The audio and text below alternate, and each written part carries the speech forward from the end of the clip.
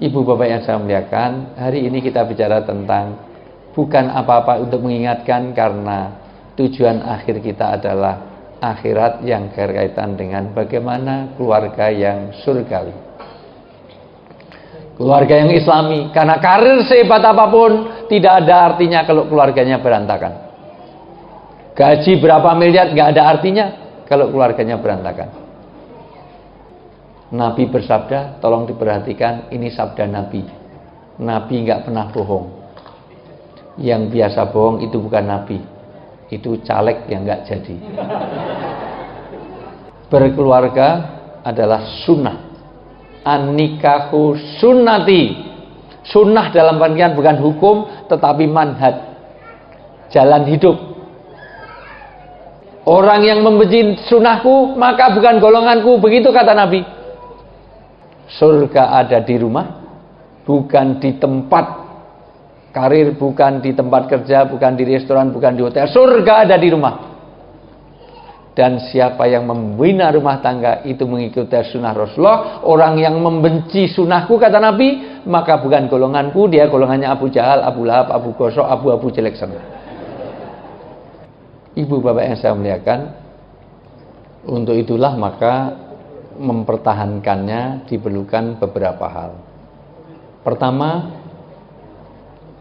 buat amalan kebersamaan dalam rumah tangga. Rata-rata dari sekian puluh, sekian ratus orang yang konsul ke saya, baik datang ke rumah lewat WA maupun tanya di TV, rata-rata penyebab pertama orang yang mudah untuk cerai adalah satu, niat untuk berkeluarganya sudah tidak untuk ibadah. Dua, karena kurangnya kebersamaan. Rasulullah itu makan bareng, tidur bareng, pergi bareng. Rasulullah itu minum saja, minum selalu dijaga kebersamaannya. Bahkan Rasulullah kalau minum tidak dihabiskan, hanya diminum separuh. Bismillahirrahmanirrahim.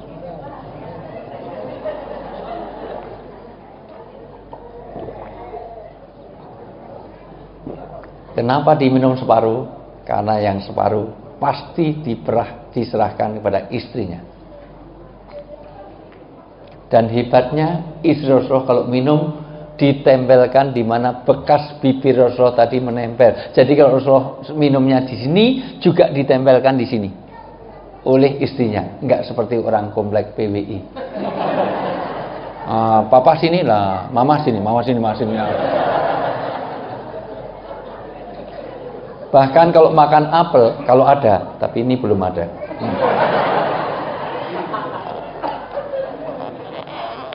Waktu itu apel yang dimakan, bukan pastel.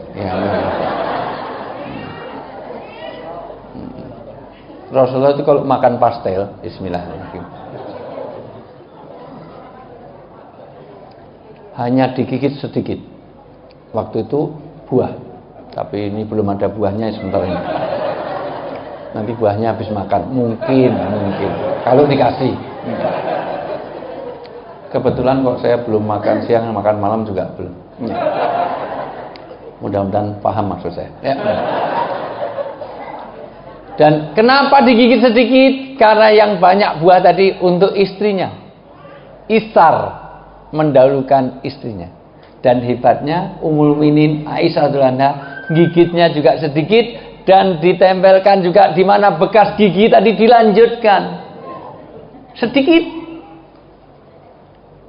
Enggak seperti orang sini, digigit banyak, kurang sedikit, tinggal sedikit dikasihkan istrinya. Ini. Dan kadang-kadang dicari, papa tadi di mana? Di sini. Belum gosok gigi. Aku sini diputar. Walaupun pernah Rasulullah minum itu dihabiskan. Bismillahirrahmanirrahim.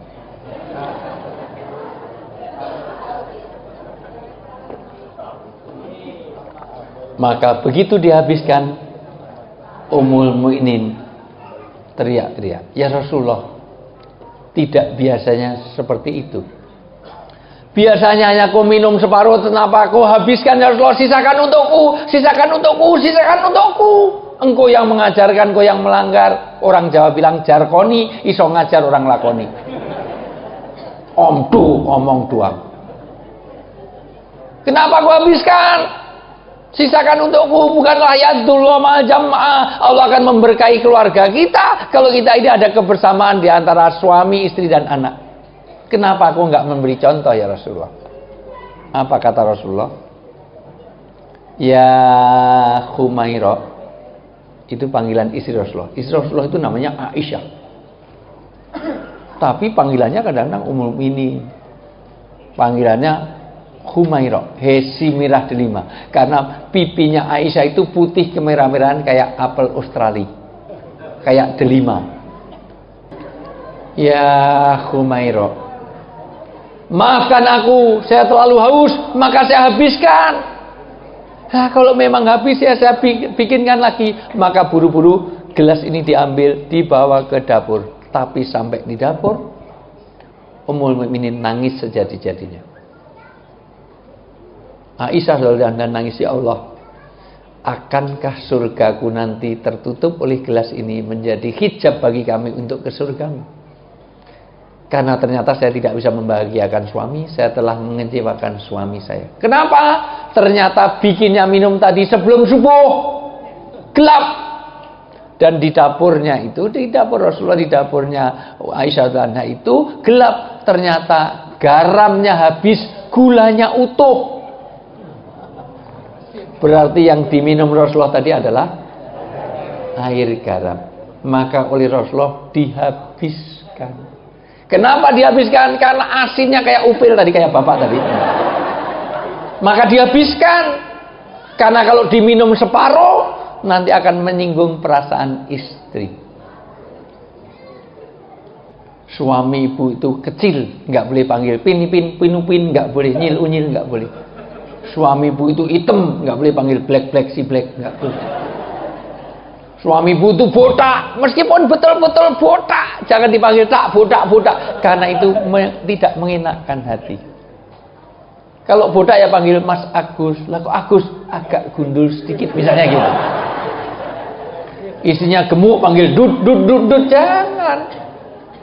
Tapi kalau gemuk ya jangan panggil sing langsing, jelas itu menyinggung lagi.